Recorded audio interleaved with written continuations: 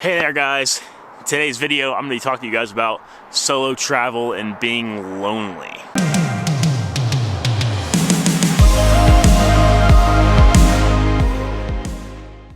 I'm Dan. I create travel and adventure style vlogs along with videos about my life as a long-term budget traveler. And in this video, like I said, I'm going to be talking about solo travel and being lonely. Now, I did make a video called Pros and Cons of Traveling Solo pretty recently, and in that video, being lonely was one of the cons that I put, and I said that I kind of maybe wanted to elaborate more on this topic in a video, so that's what I'm doing today.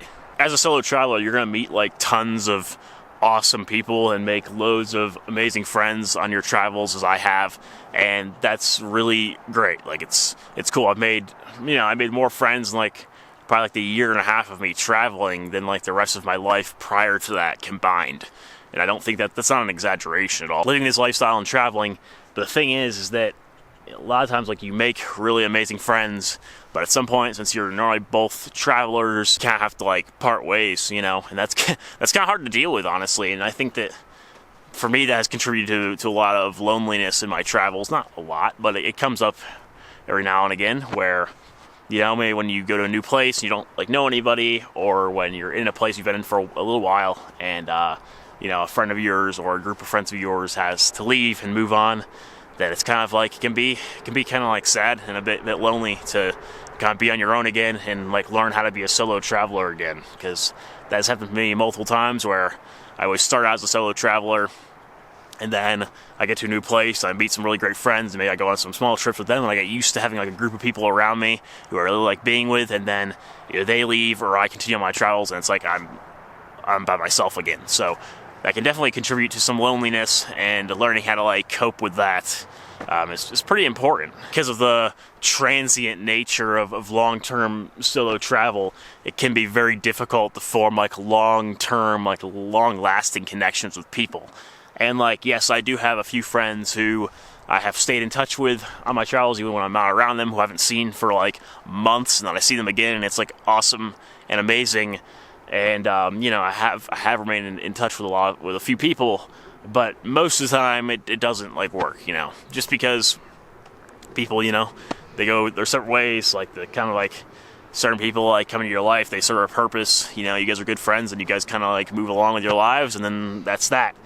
And that can be like a pretty isolating experience sometimes to have that constantly happening and feel like you don't have like that set group of people who are like always there. You know, that's the thing, like it is a very transient lifestyle, and people are always coming and going, and although that can be kind of like discouraging sometimes when you like lose people who you really care about, but also it's kind of cool because it's constantly changing the social dynamic. Especially for me, like I work in hostels, and that's kind of how I travel, is that I go to a new location and I stay there for a few months, and I work in a hostel, and I meet friends with, you know, some of the staff members or like guests and stuff, and it's a very dynamic, ever-changing social environment, which is super cool. But again, like it's just because, you know, people are constantly coming and going in and out of your life, and it's hard to create long-lasting connections with people when that's happening.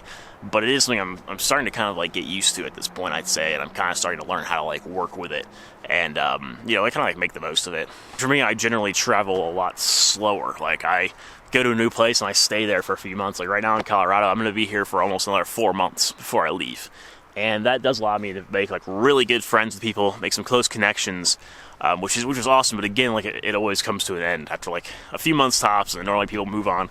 But I will say that if you're traveling more quickly, which I have done at different times, it's even harder to form lasting connections with people, because you're like in and out of hostels within days. Like you might be in a city for at tops like a week, and then you know, you move on. So for me, traveling slow has definitely helped with making more long-lasting connections with people, and I have like seen multiple friends like a second time around who I became very good friends with at the first place I met them, and we met up again somewhere else, and it was like just as awesome as it was before. So that is awesome, and I think in the future I'll make a video about traveling slow versus traveling fast, because that could be a cool topic to talk about. Regardless of all the downsides of being lonely while you're traveling, the one thing is for sure, you're going to make tons of amazing friends, and hopefully some of them you'll create some long-lasting connections with and be able to meet again at other points in your travels. So that is always the coolest experience ever, when you get to meet up with a friend who you met maybe, you know, 6 to 12 months earlier, and you haven't seen them in like a really long time. You finally see them again, and it's like just as awesome as it was before. So that's super satisfying, and it's an experience I think everyone should have.